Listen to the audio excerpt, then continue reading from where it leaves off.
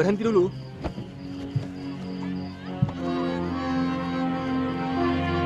Saya mau mencari tumpangan. Jangan berpikir kotor Kisana. Sebelum preman kampung itu berbuat sewenang-wenang, Lokahita lebih dulu memperingatkan jika sebelumnya telah membunuh orang. Mendengar peringatan itu, para preman pun akhirnya mengurungkan niat jahat mereka. Lokahita hanya ingin menumpang nginap saja karena saat itu dia kemalaman di desa Gunung Pandan dan seorang pemuda mengantarkannya ke rumah Ki Bekel di desa setempat. Tidur di emperan juga tidak apa-apa.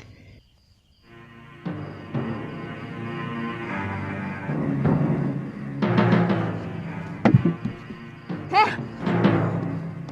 Kami tidak bisa menerima tamu sembarangan.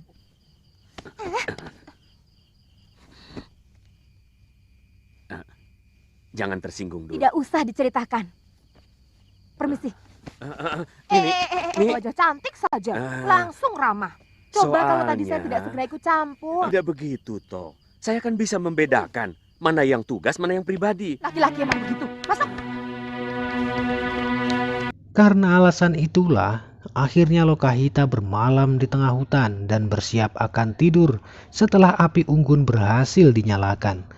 Namun ketika akan memejamkan mata, Lokahita mendengar sekumpulan orang sedang berbincang dan Lokahita ingin mengetahui siapa orang-orang tersebut.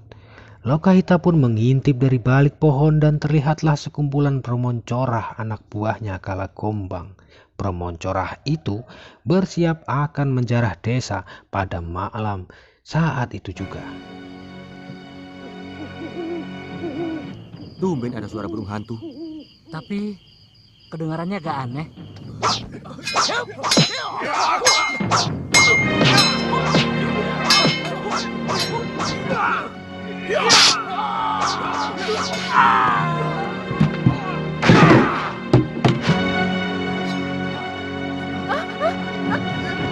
Cepat, Nyai. Iya.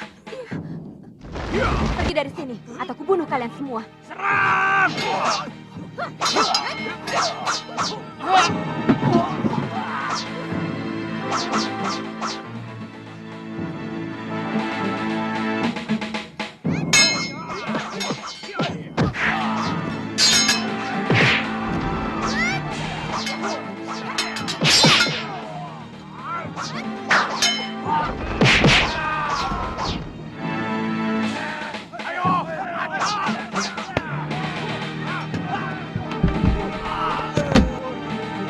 Siapa yang melumpuhkan mereka? Pendekar wanita yang tadi sore. Setelah para Bromoncorah tak berdaya, Kasan kemudian menceritakan pada Ki Bekel bahwa yang menaklukkan Bromoncorah adalah Lokahita. Namun Nyi Pariem menyangkal hal tersebut dengan mengatakan bahwa jika bisa saja Lokahita adalah anggotanya para Bromoncorah. Namun setelah diinterogasi, para Bromoncorah mengatakan jika pimpinan mereka Kalagombang akan menghancurkan desa mereka dan juga menghabisi Lokahita. Mendengar hal itu, Ki Bekel dan Nyi Pariem baru percaya jika Lokahita adalah pendekar baik-baik.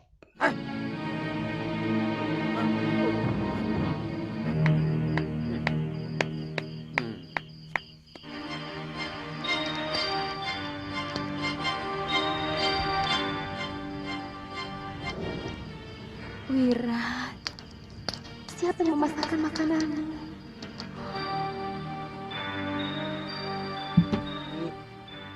Wirat kangen sama Bibi. Ternyata rasa rindu itu juga sama dirasakan oleh Sudawirat.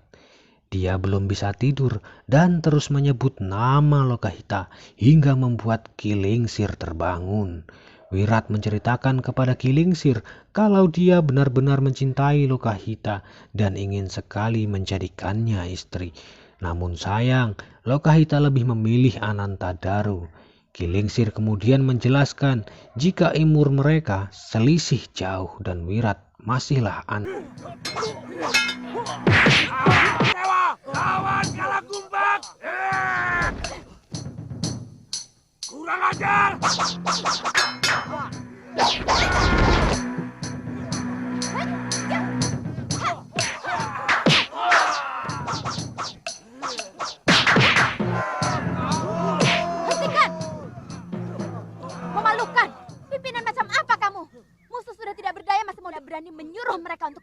Putra Surya.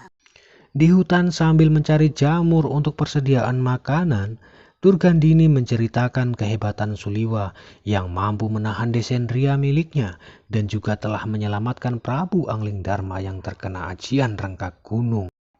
Sudamani pun terkejut karena baru tahu jika nenek tua di hadapannya ternyata menguasai ajian rengkak gunung yang terlarang. Menurut Sudamani, ajian rengkak gunung adalah ajian yang tak terkalahkan. Sudamani pun menawarkan diri untuk menjadi bawahan Durgandini. Bersama mereka akan menaklukkan dunia.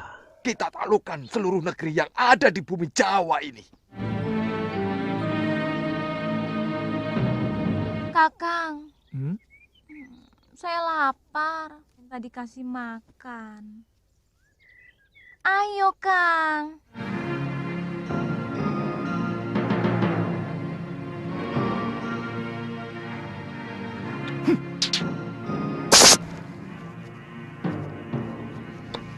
Sekarang, kamu yang bertugas memanggangnya.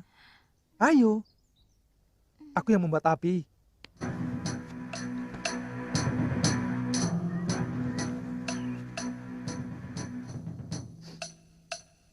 Ada manusia di sekitar tempat ini. Karena mencium aroma daging yang sedang dibakar, tiga Dewi Serigala menyadari Galuh belum menyadari jika dirinya saat ini telah berubah menjadi seekor anjing. Dia hanya merasakan jika kaki dan tangannya lemas dan susah untuk digerakkan. Selain itu, kepalanya serasa sedikit pusing, namun tubuhnya terasa ringan. Dengan penuh kasih sayang, Suliwa menggendong Galuh yang hal itu membuat tambah jatuh cinta. Suliwa terus menggendong Galuh hingga ke sebuah air kolam yang kemudian menggunakan airnya untuk bercermin. Kakang akan tetap menyayangi aku, walaupun wujudku sudah berubah menjadi seekor anjing. Kamu tetap kekasihku, Galuh. Kamu akan kugigit sampai berdarah-darah kalau berani macam-macam dengan gadis lain. Turunkan aku! Kenapa lu? Pokoknya aku tidak mau lewat Kalinggapura. Nanti kamu lengket lagi sama si centil tantri. Aku heran dengan jalan pikiranmu. Mungkin kita ke arah timur selatan dulu. Kakang, setelah Gunung Pandan, lebih dekat kita ke Gunung Wilis. Terus, Ayo. Kakang pasti akan capek sekali kalau harus menggendongku.